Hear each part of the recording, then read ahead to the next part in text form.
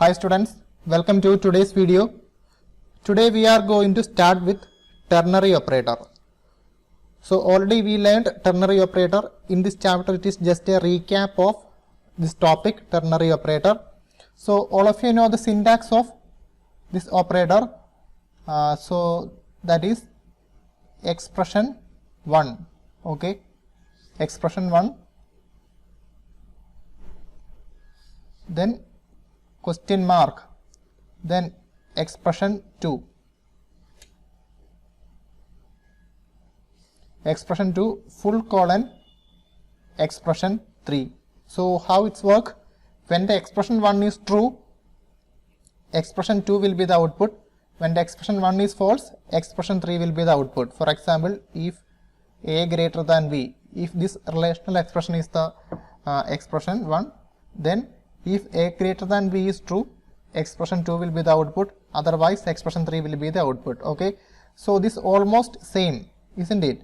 So almost same as the if else statement. So if you can see, if condition, statement 1 will be the output, else statement expression 3 or statement 2 will be the output, isn't it?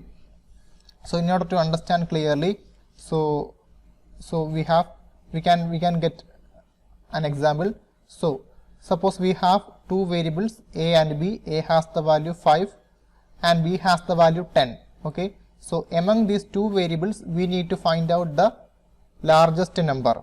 Okay, so to get the largest number we can use ternary operator or if else statement. Okay, so we are going to use those two. So if a greater than b, here it is already written, if a greater than b, that is expression 1, then question mark, if a greater than b, if that satisfies, a will be the output, otherwise b will be the output. Okay, we can copy this in another variable c. Okay, what will be the output of this operator? Either a or b, depend on the larger value. Here we have the value 10 in the variable b, which is the largest. Okay, so this expression a greater than b will be false and b will be the output, that b 10 will be copied to the variable c. Okay, so the same we can perform using if else statement. So how can we write that? So if, then expression 1, a greater than b, SOP a. Okay, else SOP b.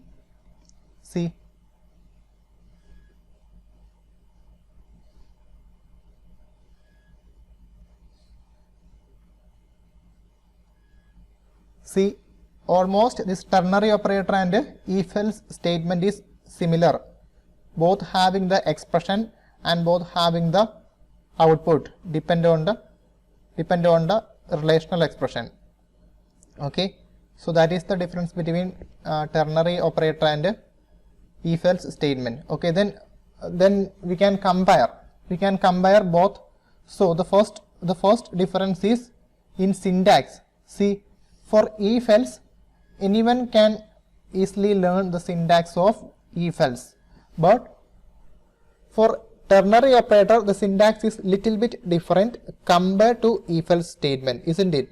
So a normal person, that person if doesn't know the program, or that person doesn't have any programming logic, so it's the ternary operator may be difficult for that person to understand. But for if else that person can be understand easily, because it's if and else is related to English language only, so we can understand easily. So for ternary operator syntax is complex compared to if else. Then for if else syntax is easy. Okay, then see what is expression 2. In this statement expression 2 is a variable and expression 3 is also a variable, which means only one expression or one statement is only allowed. One statement means here instead of a, if you want, you can just assign, so SOP. So I am writing a greater than b. Okay, then question mark, then I am writing A is larger. Okay, then full colon, B is larger. Okay, what it will print? It will print the output depend on the, sorry, the output will be depend on the value of A and B. Okay, if the value of B is larger, it will print B is larger. Otherwise, it will print A is larger. So similarly, only one statement or one expression is allowed as the output of this ternary operator. But what about if? So we can make block for if. Okay, using this curly braces, we can make block. Okay, we can execute any number of statement in a single if. Okay, because we are making a block for if and else. Okay, so any number of SOP we can print, isn't it? So that is the third difference. Okay, that is mean by multiple statements in curly braces. Okay, so for if else, multiple statements we can declare as the body of the if and else. But what for ternary operator, only one expression is allowed. Then the next difference is, see this, if you use nested form of this ternary operator, that will be very difficult to understand, isn't it? So if in the place of this expression 2, we can use one more ternary operator, and in the place of expression 2 also, expression 3 also, we can use another ternary operator, but that will be very complex, very difficult to understand. But what about if? Anyone can easily understand a nested if, isn't it? Because it's similar to English language only. So nested form of if else is easier than ternary operator. Okay, so that is the difference between ternary and if else. So students, the next topic is switch statement. So we are using switch statement if we want to check multiple conditions. So when we were learning the categories of if statement, we have learned if else if ladder.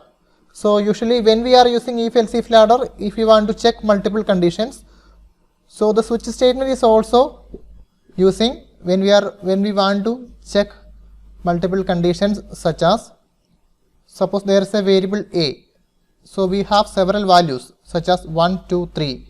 We need to check the value of A multiple times. In those kinds of situations, we are using switch statement. Okay, so we can do comparison only using switch.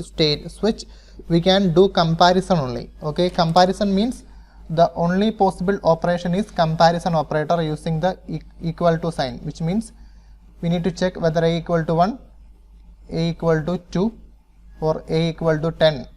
Okay, like that equality comparison can only be possible for switch. Okay, so the other comparison such as not equal to, greater than, less than, these kinds of relational comparisons are not possible for switch, but this one is possible for else if ladder, isn't it? So that is the difference between else if and switch. Okay, so only equal to comparison can only be performed by switch statement. Okay, so we can see the syntax of switch. Okay, so have a look at the figure. So switch expression, then we are opening the brace for writing cases and other statements. Okay, so all these cases and including default statement will be as a block. See, here we are making a block. Here you can see we are opening and closing a brace for writing the body of the switch, and here is the expression.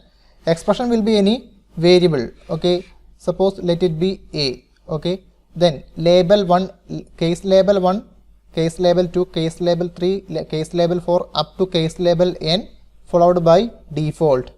Okay, so case label 1, label 2, label 3, each labels are unique only. Unique means label 1 will not be label 2, all labels are entirely different. That means those are unique. Okay, then we are writing the associated block of each case. Statement block 1, block 2, block 3, then block n, then block default. Okay, so similarly these kinds of cases will be there at the last default. Okay, so what is happening? The value of a. So here we have the value a. Suppose label 1 is 1, 2, label 3 is 3, label n is 10. Okay, so the value of a will be compared to label 1, then label 2, then label 3, then label n. If any of these cases are matching, the corresponding block will be executed and followed by break statement. Okay, when executing break statement, control of the program will go out of the switch and execute the next statement after switch. Okay, so after executing break statement you have to understand carefully.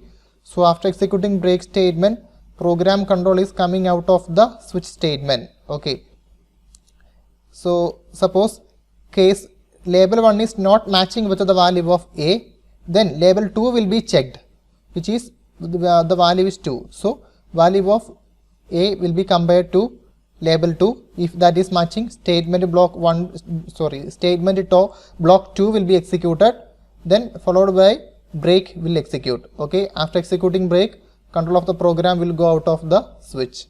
So like that happening.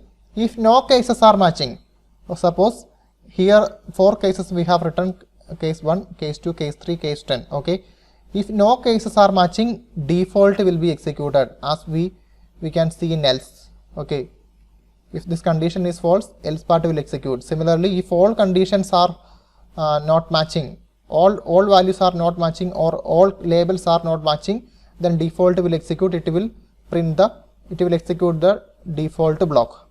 Okay, so like that switch statement is working. So students, we can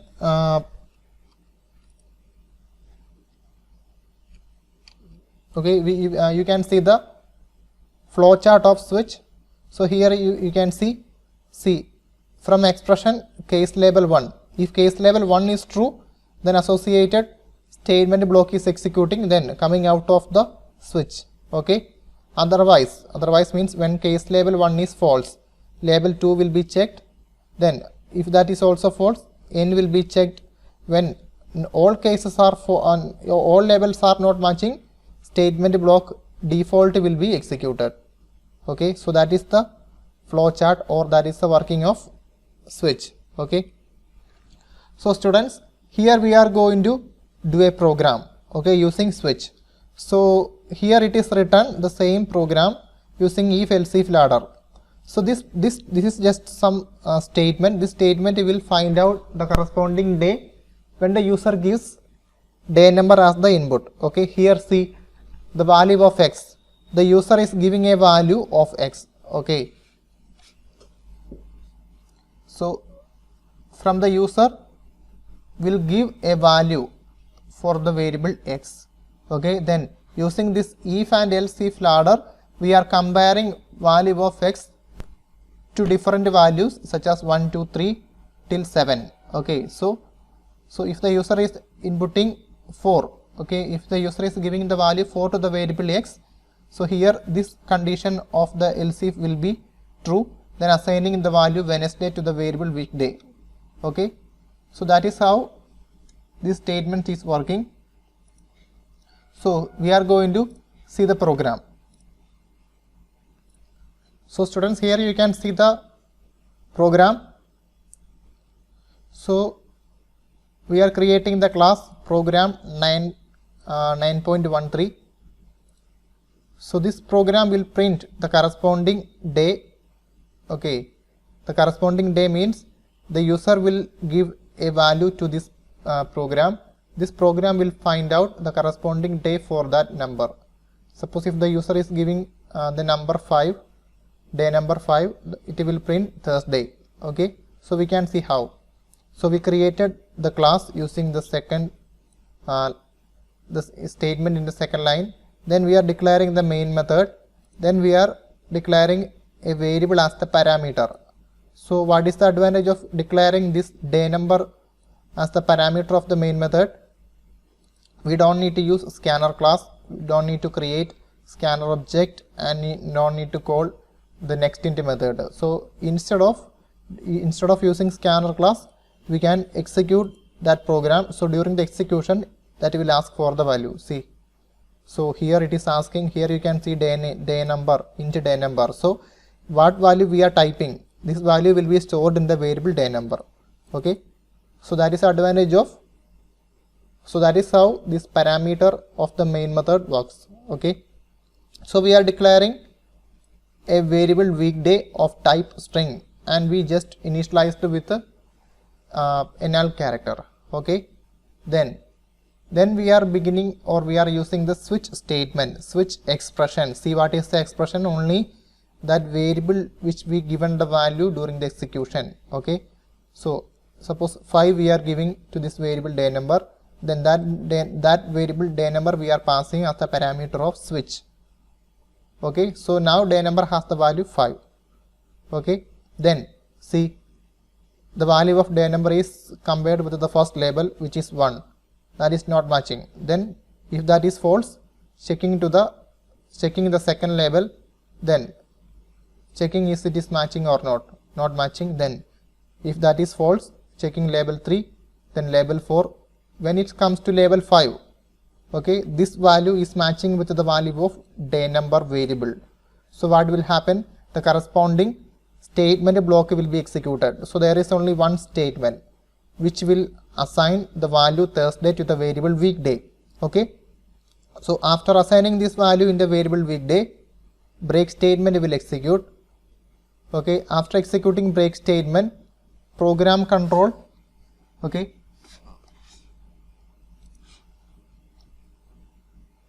program control, after executing this break statement, program control will come out of this switch. Okay, terminating the switch. Then if there is any statement after switch, that will be executed. See, the block of the switch is closing here. So this 34th line is the next statement after switch. So this control of the program will come to 34th line, and it will print weekday for the day number 5 is Thursday, because the value of day number variable is already 5, and by executing case 5, we will assign the value Thursday to the variable weekday. Okay, then using this SOP we are printing that value. So students, we can give that value 5. Okay, going to give, so it is asking for the value, we are giving 5. See, it is printing the value weekday for the day number 5 is Thursday. See, here you can see how many cases are there. Case 1, 2, 3, 4, 5, 6, 7 and okay, only up to 7. There is no case like 8 or more than 7.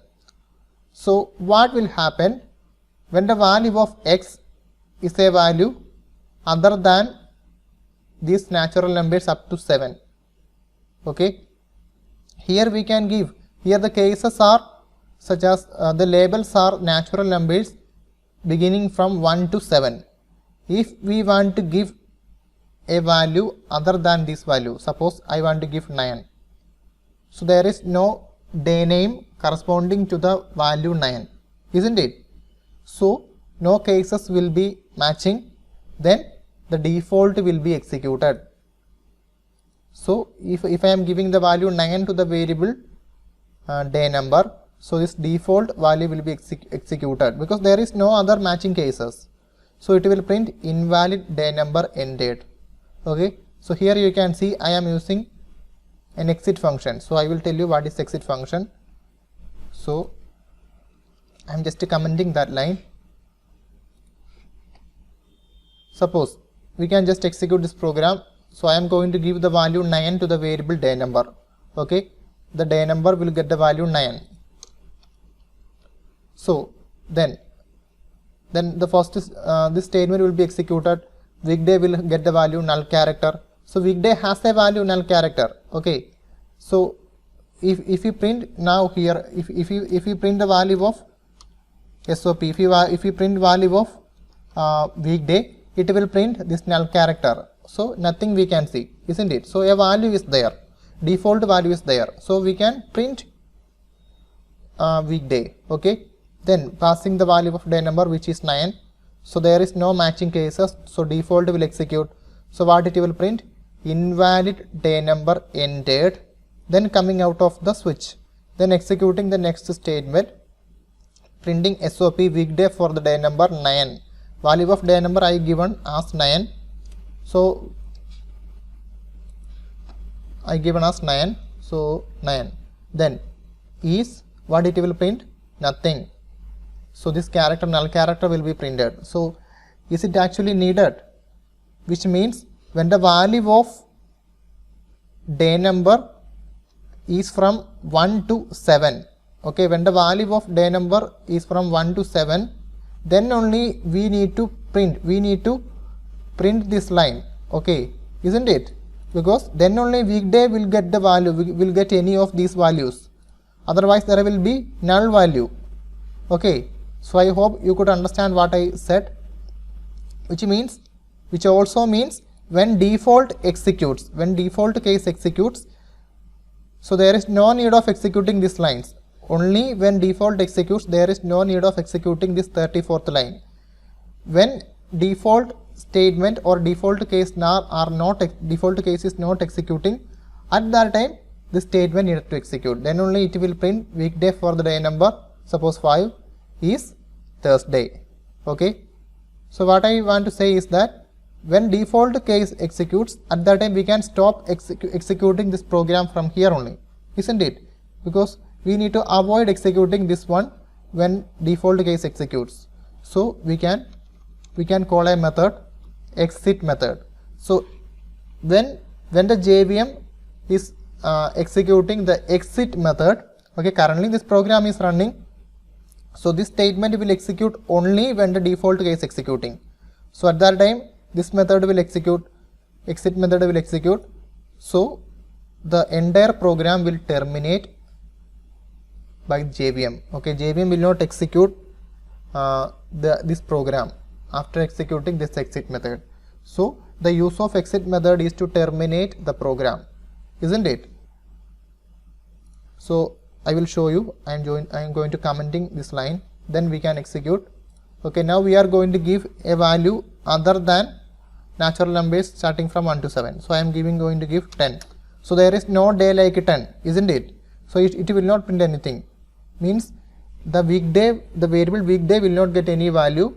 It has only null character. Okay, see, invalid day number ended, weekday for the day number 10 is, nothing is printing. So at this time this statement is not needed, only needed invalid day number ended. Okay, so it should not execute. So we can avoid that by calling an exit method from here. Okay, so now we can give a value. Okay, at the same value I am going to give 10. Okay, see, it is only printing invalid day number ended. So now what happened? What happened is, see here you can see, after executing this line, okay, after executing this exit function, program is stopping. That's why this statement has skipped. So that is the working of exit function also. I hope you could understand what is switch and exit function. Okay, thank you students.